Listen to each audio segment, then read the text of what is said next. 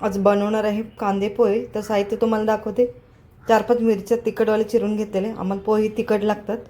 लिंबूसुद्धा आहे. काही कांदा चिरून घेतला आहे. पोहे तळण्यासाठी पोहे थोडेसे आहेत, शेंगदाणे आहेत. आणि इकडे मी पोहे भिजवून घेतलेले आणि झाकण ठेवायचं. कधीसुद्धा पोहे आपले भिजवले की त्यावरती असे झाकण ठेवायचं. काय होतं, बाहेरच्या हवेनं आपले पोहे सुकतात आणि कडक होतात. त्यामुळे असे ना भिजवून घेतल्यानंतर पोह्याचे झाकून ठेवायचे. तर चला, आपली कढईसुद्धा तापलेली, आपण पोहे तळून घेऊया.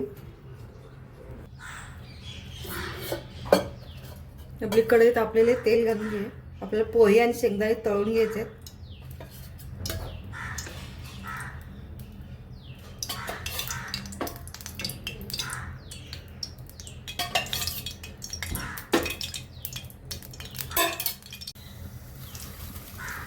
तर आपलं तेल तापलेले, पोहे तळून घेऊया.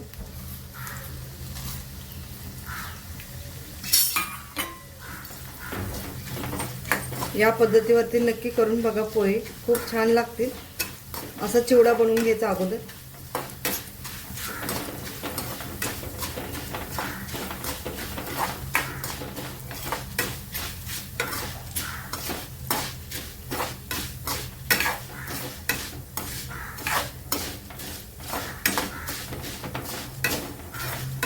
आपले पोहे तळून झालेले, आपण काढून घेऊया.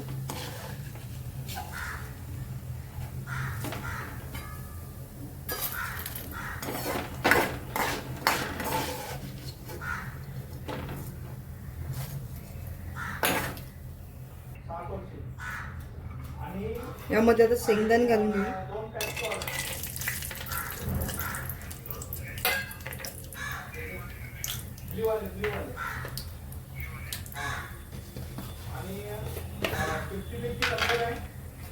शेंगदाणे सुद्धा तळून घेऊया. चला, शेंगदाणे काढून घेऊया. शेंगदाणे सुद्धा भाजलेले बघू. शेंगदाणे सुद्धा तळले. जिरा मोहरी,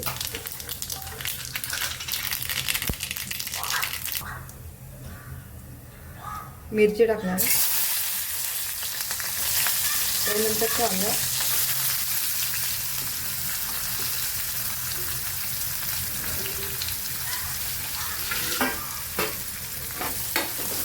थोडंसं मीठ टाकणार आहे. आपला कांदा पटकन भाजेल.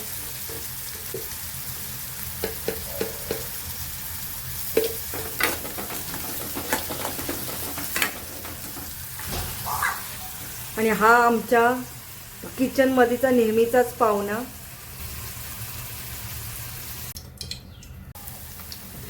हळद टाकूया. आपला कांदा छान भाजलेले.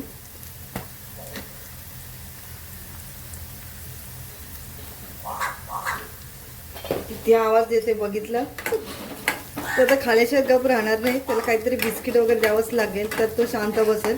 नाही तर सतत असा आवाज देत राहणार. तर यामध्येच हळद टाकल्यानंतरच लिंबू लगेच टाकायचं.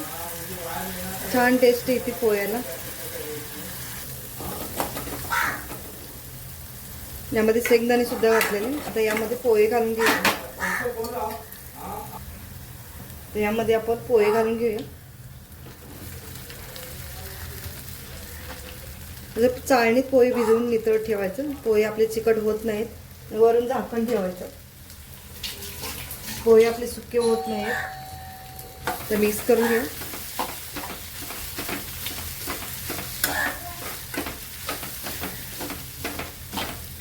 चवीपुरतं मीठ घालून घ्यायचं.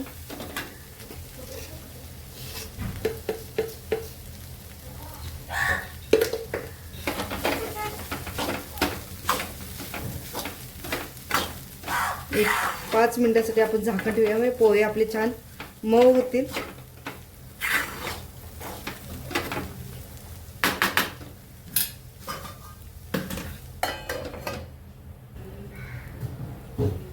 तर झाकण काढूया. आपल्या खाण्यासाठी पोहे तयार झालेले बघू शकतो. मस्त असे पोहे झाले. वरून कोथिंबीर घालून घेऊ.